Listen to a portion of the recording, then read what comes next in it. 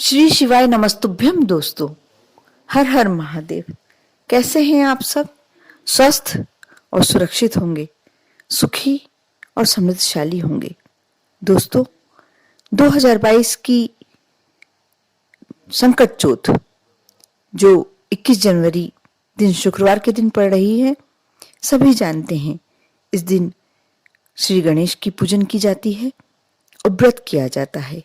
ये व्रत महिलाओं द्वारा विशेष तौर पर अपनी संतान की लंबी उम्र और उन्नति के लिए रखा जाता है। ऐसा कहा जाता है ये व्रत करने से भगवान गणेश संतान के सारे कष्ट हर लेते हैं और उनकी सभी मनोकामनाएं पूरी करते हैं। इस व्रत में व्रती को पूजन करते समय कुछ बातों का ध्यान रखना चाहिए, जिससे उनका व्रत पूरा तरह से फलीभूत हो और उन्हें गणेश जी की शुभाशीष प्राप्त हो। दोस्तों, वह क्या बातें हैं जो आपको इस व्रत के दिन ध्यान रखनी चाहिए, मैं इस वीडियो के माध्यम से बताने जा रही हूं। आप अवश्य शुरू से अंत तक वीडियो को देखें। दोस्तों, संकट चौथ हर साल माघ कृष्ण पक्ष की चतुर्थी के दिन आती है। इस दिन महिलाएं भगवान गणेश का व्रत करती हैं। इस व्रत को संकट चौथ के अलावा संकष्टी चतुर्थी, तिलकुट, माघ चतुर्थी के नामों से भी जाना जाता है। इस दिन भगवान श्री गणेश की पूजन करके चंद्रमा को अर्घ्य देकर महिलाएं व्रत का पारण करती हैं। ये व्रत महिलाओं द्वारा विशेष तौर पर अपनी संतान की लंबी उम्र और उन्नति के लिए रखा जाता है। कहा जाता है ये व्रत करने से भगवान श्री गणेश संतान के सारे कष्ट हर लेते हैं और उनकी सारी मनोकामनाएं पूरी करते हैं।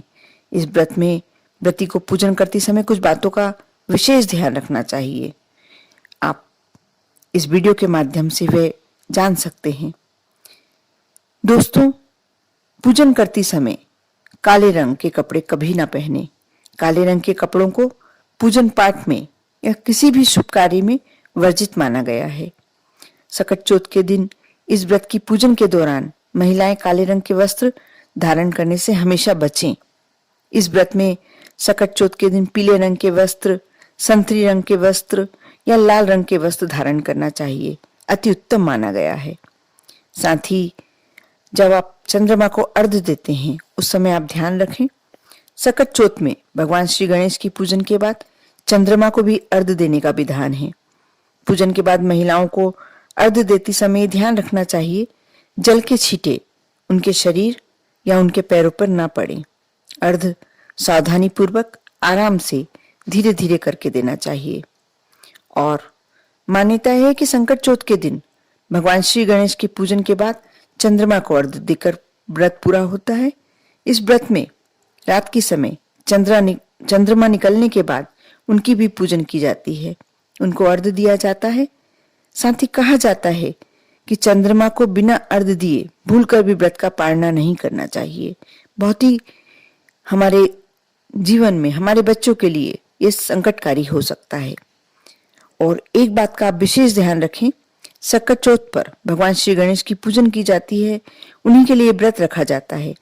इस दिन भगवान शिव की भी भगवान गणेश को भूलकर, जैसे शिव जी को भी नहीं चढ़ती है तुलसा, और भगवान गणेश जी को भी तुलसा कभी नहीं चढ़ानी चाहिए। भगवान गणेश को प्रसन्न करने के लिए दूर्वा अर्पित कर सकते हैं, करना ही चाहिए, लेकिन तुलसी कभी भी भगवान श्री गणेश के भोग में नहीं रखाती। आप इस बात का ध्यान रखते हैं तो आप देखना, आपको इस संकट चौथ पर उनके पूरे पॉजिटिव रिजल्ट मिलेंगे। आप व्रत बहुत ही अच्छे से करते हैं, लेकिन कुछ छोटी छोटी गलतियां करने से आपके व्रत का गलत प्रभाव पड़ सकता है। आप ध्यान रखें, खुश रहें, समृद्धशाली रहें। जय श्री कृष्णा।